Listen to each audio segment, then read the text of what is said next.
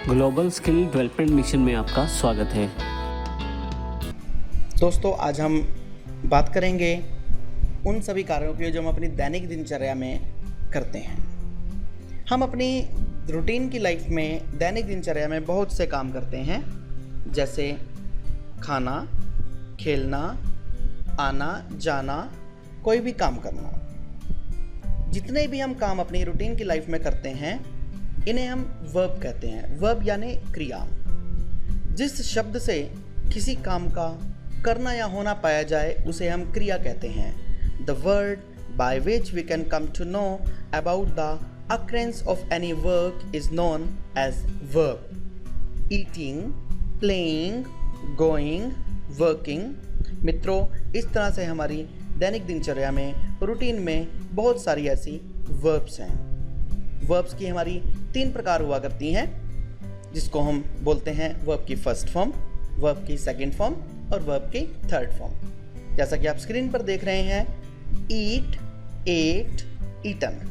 Verb की first form थी ईट, second form हुई एट और थर्ड फॉर्म हुई ईटन। इसी तरह से प्ले, प्लेड, प्लेड। इसमें मैं आपको एक चीज़ और क्लियर करना चाहूँगा कि हमारे पास मैक्सिमम वर्ब्स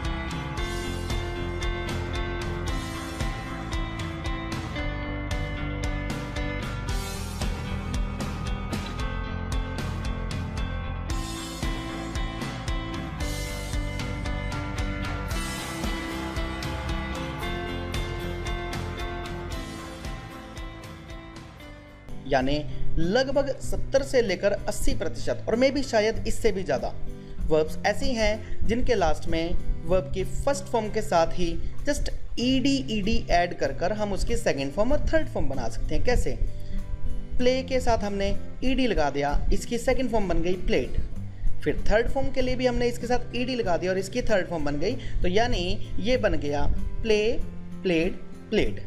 इसी तरह से कुछ वर्ब्स हमारी ऐसी हुआ करती हैं जिनकी फर्स्ट फॉर्म अलग से होती है, सेकंड फॉर्म उससे अलग होती है, थर्ड फॉर्म उससे अलग होती है। जैसा कि आप देख रहे हैं, ईट, एट, ईटन।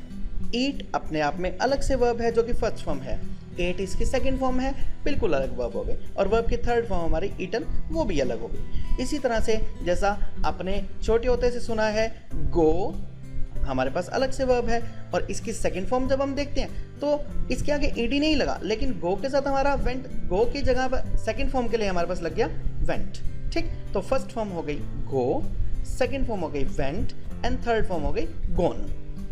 इसी तरह से ईडी वाली अगर मैं बात करूं तो लुक, लुक्ड, लुक्ड। इनमें हमारे पास वर्ब के लास्ट में, वर्ड के लास्ट में ईडी लगा। Look, looked, looked, play, played, played.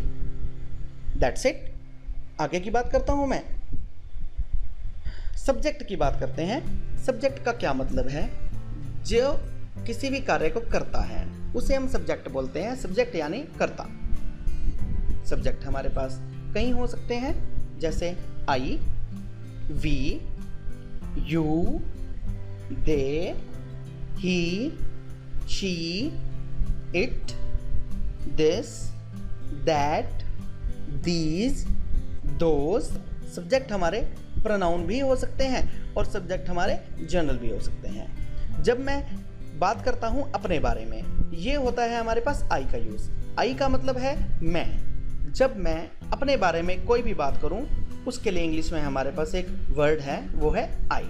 जैसे मैं एक विद्यार्थी हूं, आई एम अ स्टूडेंट। जब हम किसी और के बारे में बात करते हैं, यानी कि एक व्यक्ति किसी दूसरी व्यक्ति के बारे में बात करता है, जैसा कि आप स्क्रीन पर देख रहे हैं कि एक स्कूल जाने वाला बालक दूसरे बालक के बारे में बात कर रहा है, उसके लिए हम वर्ड यूज़ करते हैं ही। इसमें एक चीज़ याद रहे कि जो भी जिस भी व्यक्ति के बारे में बात की जाएगी वो एक पुल्लिंग होना चाहिए, यानी कि मैस्कुलाइन जेंडर होना चाहिए। अब बात करता हूं मैं शी की। जब हम किसी के बारे में बात करें ये तो ठीक है, लेकिन जब हम किसी फेमिनाइन जेंडर के बारे में बात करें, किसी लड़की के बारे में बात करें या किसी स्त्रीलिंग के बारे में बात करें, उसके लिए हमारे पास इंग्लिश में जो सब्जेक्ट है वो है शी। जैसा स्क्रीन पर आप देख रहे हैं, एक स्कूल जाने वाला विद्यार्थी बोल रहा है शी इज़ माई फ्रेंड, और वो एक कन्या की तरफ, एक लड़की की तरफ इंडिकेट कर रहा है। अब बात करता हूँ मैं वी की। ये भी हमारे पास एक प्लूरल सब्जेक्ट है। वी का मतलब हम, हिंदी में इसका शाब्दिक अर्थ है हम। जब हम आपस में हम अपनी सबकी बात करें वो हमारे पास वी का यूज़ है। जैसे अब ये स्कूल जाने वाला एक विद्यार्थी, दूसरा विद्यार्थी और तीसरी है कन्या, ये बोल रहे हैं वी आर फ्रेंड्स, यानी कि ये सभी अपने बारे में बात कर रहे हैं कि हम सभी मित्र हैं। यानी कि जब हम अपने बारे में बात करें, एक से ज़्यादा लोगों के बारे में बात करें, अपने बारे मीन्स एक अपने सिंगुलर एक के बारे में नहीं, एक से ज़्यादा के बारे में बात करें और अपने बारे में बात करें, वो हमारे पास वी का यूज़ है। अब मैं बात करता हूँ यू की। जब हम सामने वाले की बात करते हैं जिससे बातचीत हो रही है, यानी कि सामने वाले के बारे में जो भी बात करें उसके लिए हमारे पास लगते हैं यू। जैसे हम सामने वाले से पूछते हैं कि क्या आप एक विद्यार्थी हो, आर यू अ स्टूडेंट। दे, जब हम बहुत सारे लोगों के बारे में बात करते हैं कि एक व्यक्ति खड़ा होकर बहुत सारे लोगों के बारे में बात करता है या एक व्यक्ति बहुत सारे लोगों के बारे में बात करता है, तो उसके लिए हम वर्ड यूज करते हैं दे। दे का हिंदी में शाब्दिक अर्थ है वे। दे आर माई फ्रेंड्स, वे मेरे मित्र हैं। और they are my friends. Next thing, अब हम निर्जीव वस्तु की बात करते हैं। जब हम नजदीक पड़ी हुई किसी एक वस्तु की बात करें, this refers to a thing that is near to you. जब हम नजदीक पड़ी किसी एक वस्तु की बात करें उसके लिए हम दिस का प्रयोग करते हैं। जैसे दिस इज अ बॉल। जब हम नजदीक पड़ी बहुत ज़्यादा वस्तुओं की बात करें, यानी कि एक से ज़्यादा वस्तुओं की बात करें, तो उसके लिए हमारे पास इंग्लिश में वर्ड है दीज। दिस का मतलब हुआ करता है यह, और दीज का मतलब हुआ करता है ये। जब हम दूर पड़ी किसी वस्तु की बात करें, mostly that refers to a thing that is away from us. जो चीज़ हमसे दूर है लेकिन वो एक है, यानी कि जब हम दूर पड़ी हुई किसी एक वस्तु की बात करें तो उसके लिए हमारे पास यूज होगा दैट। दैट का हिंदी में अर्थ है वह। अब बात करता हूं मैं दूर पड़ी हुई या दूर की एक से ज़्यादा वस्तुओं के बारे में। जैसा कि आप स्क्रीन पर देख रहे हैं, विद्यार्थी बोलता है दोज आर बॉल्स, यानी कि जब एक से ज़्यादा बॉल्स हों या एक से ज़्यादा वस्तुएं हों तो उसके लिए हम दोज का प्रयोग करेंगे। और अब मैं बात करता हूं इट की। इट हमारे पास यूज हुआ करता है आमतौर पर नॉन लिविंग थिंग्स के लिए या फिर ऐसी वस्तुओं को जानने के लिए, ऐसी वस्तुओं के बारे में जानकारी जुटाने के लिए जिनके जेंडर की हमें जानकारी ना हो। जेंडर मीन्स कि वो वस्तु स्त्रीलिंग है, पुल्लिंग है या उभयलिंग है, यानी कि वो वस्तु मैस्कुलाइन जेंडर है या फेमिनाइन जेंडर है। ऐसा जैसा आप देख रहे हैं, इट इज़ माई टीवी। विद्यार्थी बोल रहा है इट इज़ माई टीवी। एक वस्तु की बात कर रहा है लेकिन टीवी के बारे में हम ये इस निष्कर्ष पर नहीं पहुंच सकते कि ये टीवी जो है वो मैस्कुलाइन जेंडर है या फेमिनाइन है। बात करता हूं मैं इट के लिए एक और एग्जाम्पल, क्योंकि इट हमेशा नॉन लिविंग थिंग्स के लिए यूज हुआ करता है जैसा कि पहले बताया, या फिर ऐसी वस्तुओं के लिए यूज हुआ करता है जिनके जेंडर की आमतौर पर कोई जानकारी ना हो। विद्यार्थी बोलता है इट इज माई डॉग। अब प्रश्न उठता है कि इट का प्रयोग हम जानवरों के लिए करते हैं। यस, इट का प्रयोग हम जानवरों के लिए करते हैं। आपको याद होगा जब आप तीसरी कक्षा में पढ़ते थे, तीसरी कक्षा में आपके पास द काऊ का ऐसे था। द काऊ के ऐसे में द काऊ के जो प्रस्ताव था आपके पास, जो आपने द काऊ का निबंध याद किया, उसमें पहली लाइन क्या थी? This is a cow. This is a cow. Fine. दूसरी लाइन थी it has 2 big eyes, it has 2 big years, it has 4 legs। तो इस तरह से जब भी हम किसी भी जानवर के बारे में बात करते हैं या फिर हम किसी भी प्राणी के बारे में बात करते हैं, किसी भी जीव जंतु के बारे में बात करते हैं, तो वहाँ पर हमारे पास इट का प्रयोग होता है। अब बात करते हैं कि सब्जेक्ट और ऑब्जेक्ट में डिफरेंस क्या है। सब्जेक्ट की सबसे बड़ी क्वालिटी क्या है कि सब्जेक्ट हमेशा और हमेशा वाक्य के शुरू में लगते हैं और ऑब्जेक्ट हमेशा और हमेशा वाक्य के अंत में लगता है। सब्जेक्ट को हम कभी भी वाक्य के अंत में नहीं लगा सकते और इसी प्रकार से ऑब्जेक्ट को हम सामान्यतः वाक्य के आरंभ में नहीं लगाते।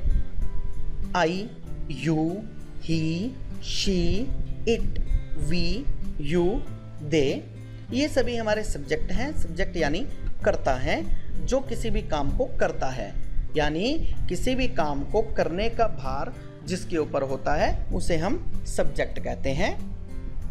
जैसे आई, आई का शाब्दिक अर्थ मैं, जैसा कि मैं आपको पहले बता चुका हूँ। आई मीन्स मैं, आई नो राम, मैं राम को जानता हूँ। और इसी का ऑब्जेक्ट है मी, राम नोज मी, मी का शाब्दिक अर्थ है मुझे, राम मुझे जानता है, राम नोज मी। यू का अर्थ है तुम, यू नो राम, तुम राम को जानते हो। यू का ऑब्जेक्ट है यू। कैसे? राम नोज यू, राम तुम्हें जानता है, राम आपको जानता है। ही का अर्थ वह, ही नोज राम, वह राम को जानता है। हिम, इसका ऑब्जेक्ट हुआ him, Ram knows him, Ram उसे जानता है। हिम का अर्थ है उसे। शी का मतलब वह, एक फेमिनाइन जेंडर के लिए प्रयोग होगा। शी नोज राम, वह राम को जानती है। इसका ऑब्जेक्ट है हर, राम नोज हर, राम उसे जानता है, यानी उस स्त्री को जानता है, उस फेमिनाइन जेंडर को जानता है। इट का अर्थ हुआ यह, जैसा कि मैंने पहले बताया कि निर्जीव वस्तुओं के लिए प्रयोग किया जाता है या फिर जीव जंतुओं के लिए, प्राणियों के लिए, और कुछ जानवरों के लिए भी इट का यूज हुआ करता है। इट नोज राम, और इट का ऑब्जेक्ट इट ही हुआ, राम नोज इट। वी का मतलब हम, वी नो राम, हम राम को जानते हैं। अस मीन्स हमें, अस हमारे पास एज एन ऑब्जेक्ट यूज हो रहा है। राम नोज अस, राम हमें जानता है। यू मीन्स तुम, यू नो राम, तुम राम को जानते हो। यू का object you, Ram knows you, Ram आपको जानता है। दे का मतलब वे, दे नो राम, वे राम को जानते हैं। दे का हमारे पास ऑब्जेक्ट हुआ देम, यानी कि उन्हें। राम नोज देम, राम उन्हें जानता है।